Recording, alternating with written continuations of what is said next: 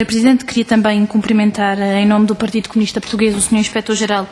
da Autoridade para as Condições de Trabalho e a sua equipa aqui hoje presente, agradecer da disponibilidade para estarem hoje aqui connosco.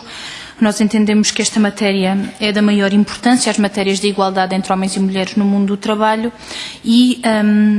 partindo exatamente para algumas destas questões, dizer que consultámos a página da ACT, em que podemos ter acesso aos dados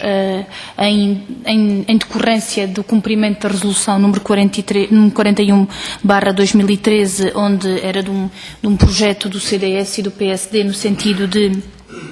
disponibilizar os dados relativos às decisões condenatórias e a práticas discriminatórias entre homens e mulheres no mundo do trabalho,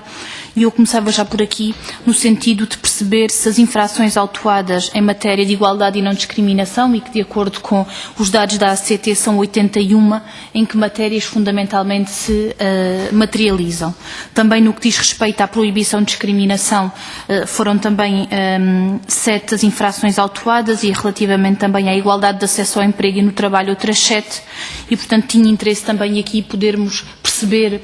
de facto no que é que, debaixo deste chapéu enorme de igualdade e não discriminação, em que é que se materializa. Para além disso, dizer também que aquilo que é a nossa percepção relativamente à realidade dos locais de trabalho, que tem existido também situações que vamos tendo conhecimento, e quando com fundamento próprio e com autorização dos próprios temos dirigido pergunta ao Sr. Ministro da Solidariedade, do Emprego e da Segurança Social, que aliás é provavelmente dos ministérios deste Governo que menos responde à Assembleia da República, e designadamente em matérias salariais e de locais de trabalho não responde objetivamente por muito mais que 30 dias e situações concretas, e portanto não temos conhecimento da evolução de cada um dos problemas, que em alguns casos são violações grosseiras da lei, e portanto era também importante perceber de que forma é que a degradação das condições de trabalho e o agravamento da exploração têm contribuído para a degradação dos direitos de maternidade e paternidade nos locais de trabalho. Voltando só um bocadinho atrás, e quando há pouco falei do quadro e das informações da ACT, de perceber se têm noção se estas foram já todas resolvidas e sanadas ou não, ou se mantêm ainda alguns dos problemas em que as infrações foram autuadas, se o problema se mantém ou não. Dizer também que nós temos vindo, sobretudo no que diz respeito aos direitos de maternidade e paternidade, recolher situações em que, por exemplo, por uso da licença de maternidade e de paternidade, algumas trabalhadoras não estão a receber o subsídio de assiduidade, o mesmo relativamente ao horário de aleitamento e amamentação. Quando as mulheres cumprem isto, muitas têm sido as entidades patronais que têm dito que se recusam a pagar o subsídio de assiduidade porque, nestes termos,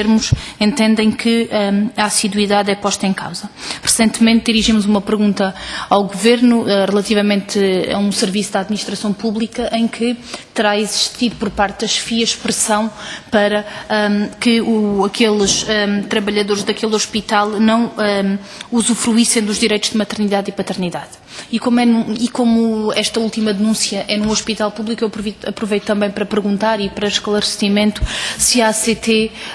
porque daquilo que é a sua lei, podíamos interpretar que pode também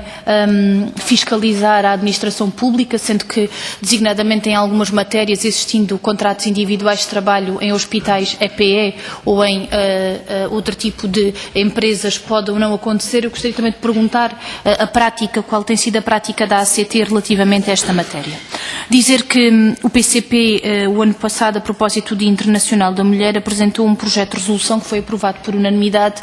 e que previa a elaboração de um plano nacional de combate às discriminações salariais diretas e indiretas, em que envolvia exatamente a ACT e a CIT. Não deixa até de ser curioso, e nós estamos a falar de discriminações, não estamos a falar de disparidades nem desigualdades salariais, estamos a falar de discriminações salariais diretas e indiretas. Não deixa até de ser curioso que a única resolução aprovada o ano passado que o Governo cumpriu era aquela que não dependia de si. Foi aquela que veio do PSD e do CDS, mas que dependia da ACT e da publicação destes dados, porque todas aquelas que dependiam de orientações políticas gerais para a sua concretização, o Governo não cumpriu. Nós temos também vindo a acompanhar e também não podíamos deixar de lhe colocar preocupações relativamente à ACT e à situação relativamente aos meios materiais e humanos. Nós, a quando da discussão do Orçamento de Estado em 2012, tivemos a oportunidade de apresentar propostas na especialidade, porque entendemos que muitas das medidas que foram tomadas isentando os empregadores do cumprimento de obrigações de comunicação à ACT de um conjunto de matérias, das entidades empregadoras deixarem de estar obrigadas a enviar o regulamento interno da empresa, a comunicar os elementos relativos à empresa antes do início da atividade, a comunicar o mapa do horário de trabalho, bem como de enviar o acordo de isenção do horário de trabalho e comunicar a existência de seguro de acidentes de trabalho. Entendemos que estas alterações que foram feitas em sede de revisão do Código de Trabalho por este Governo e aqui aprovadas por PSD e CDS em nada contribuíam para o cumprimento e o reforço do cumprimento da lei e antes eram incentivos ao seu desrespeito e à sua desvalorização. Dizer também que nós entendemos que a ACT, pela importância que tem e pelo papel importante que tem, devia ter exatamente os meios materiais e humanos que necessita, porque efetivamente os problemas e aqueles que sabemos são muitos em todos os pontos do país e que os meios humanos nem sempre correspondem àquilo que são as exigências concretas colocadas à ACT. Nós entendemos que a prioridade da ACT devia ser a atividade inspectiva e punitiva, naturalmente que compreendemos que as campanhas de prevenção e de sensibilização são importantes, mas entendemos que em matéria de lei fundamental, de Código de Trabalho e daquilo que são direitos de igualdade, não se trata de sensibilização das entidades patronais, trata-se de cumprimento da lei desde logo da Constituição, porque a senhora deputada do PSD lembrou aqui bem que por iniciativa da Secretária de Estado a matéria da igualdade salarial e das não discriminações foi levada à concertação social, mas nós também recebemos aqui nesta comissão a CIP que disse que não estava disponível para resolver problemas de discriminações salariais desde que isto significasse custos para as empresas. E portanto há hoje também uma afronta ao próprio princípio constitucional, trabalho igual, salário igual, e naturalmente que neste quadro o esvaziamento dos meios da ACT colocam em causa exatamente isto.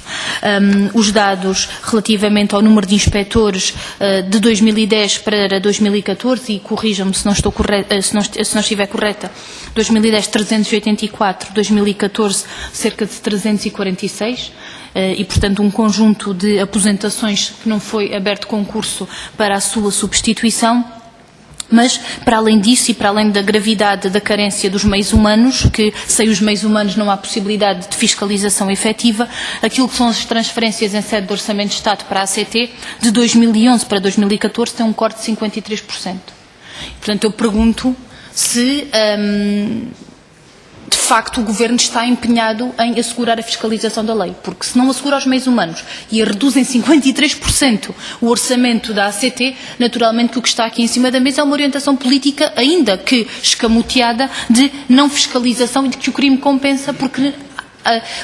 as entidades empregadoras sabem que têm as mãos livres para incumprir, porque não há objetivamente condições, por mais que as pessoas trabalhem 48 horas seguidas, para fazer face a isto. Também relativamente à transferência da Segurança Social, há uma redução de 28%. E, portanto, nós entendemos com muita preocupação esta matéria, porque, de facto, entendemos que não é possível fazer omeletes sem ovos e, por isso, naturalmente, que perante o desígnio e o papel fundamental da Autoridade para as Condições de Trabalho, seria fundamental assegurar os meios necessários. Nós também tivemos conhecimento, uma tomada de posição de um conjunto de estruturas sindicais relativamente à morosidade da intervenção, algumas das quais alertando para dificuldades que exigem do ponto de vista da fiscalização da lei de uma intervenção imediata e que por força da incapacidade de meios não é possível. Eu dava aqui o exemplo, o STRUP, o Sindicato dos Trabalhadores dos Transportes Rodoviários e Urbanos, em 2013, em 53 intervenções, obteve apenas 19 respostas. O Sindicato dos Trabalhadores da Indústria e da Hotelaria solicitou intervenção em 8 locais de trabalho, não tendo obtido resposta para a sua totalidade. A Federação Portuguesa de Sindicatos da Construção, Cerâmica e Vidro solicitou uma reunião por incumprimento do pagamento do subsídio de refeição em 3 fábricas, que continua este problema por se manter. O CIT, o Sindicato das Indústrias Transformadoras de Energia, apresentaram também um conjunto de queixas à ACT relativamente à substituição de trabalhadores em greve, que continua por apurar, e o Sindicato dos Trabalhadores do Comércio, Escritórios e Serviços continua também a não ter resposta para as 40 queixas apresentadas relativamente só neste caso ao Distrito de Lisboa. E, portanto, nós entendemos que hoje a matéria é gravíssima, porque a complexidade hoje também destes fenómenos nos locais de trabalho exigem uma intervenção imediata, mas fundamentada e sólida por parte dos inspectores. E, naturalmente, que perante um conjunto muito alargado de desrespeito e violação concreta, em alguns casos, da lei, sem inspectores em condições de fazer este trabalho e sem os meios necessários, que existe desta forma uma consequência a tirar relativamente ao desrespeito e à violação dos direitos dos trabalhadores, não apenas em matéria de igualdade e direitos de maternidade e paternidade, mas também. E por isso é que nós entendemos que seria fundamental reforçar as verbas da ACT relativamente ao seu funcionamento. Nós, quando da discussão aqui do Orçamento de Estado na especialidade, tivemos a oportunidade de colocar esta questão ao Sr. Ministro e de lhe transmitir que da parte do PCP entendíamos como muito negativo este corte, mas também a falta de meios humanos da ACT. O Sr. Secretário de Estado respondeu ao PCP dizendo que esta matéria seria tida em conta e até hoje não foi resolvida. O Sr. Secretário de Estado do Emprego voltou a estar na Comissão de Trabalho, o PCP voltou a colocar-lhe esta questão e não obtivemos qualquer resposta e, portanto, nós entendemos que se de facto existisse um compromisso deste Governo PSD e CDS para a fiscalização dos locais de trabalho, isso teria que necessariamente corresponder à garantia dos meios materiais e humanos imprescindíveis, o que infelizmente não acontece, mas da parte do PCP e naturalmente que também da parte dos trabalhadores portugueses, essa será uma necessidade que será certamente sempre colocada em cima da mesa, porque se trata da garantia de direitos fundamentais. Muito obrigada.